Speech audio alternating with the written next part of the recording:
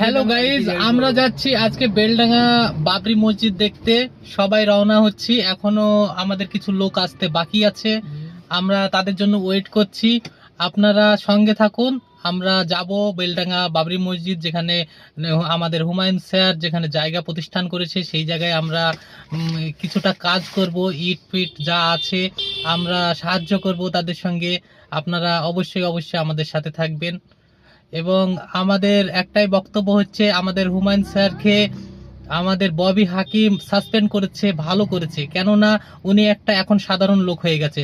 আমরা চেয়েছিলাম না যে উনি রাজনীতির মধ্যে থেকে আমাদের বাবরি মসজিদ তৈরি করুক, আমরা সবাই এটা চেয়েছিলাম। কিন্তু আমরা এখন হুমায়ুন স্যার আমাদের কাছে এখন আম আদমি হয়ে গেছে এবং সে প্রতিষ্ঠাতা করছে আমাদের বাবরি মসজিদ। আমাদের এটাই হলো বিষয়, আমাদের খুবই ভালো লাগছে অত্যন্ত। এটা হওয়ারই দরকার ছিল।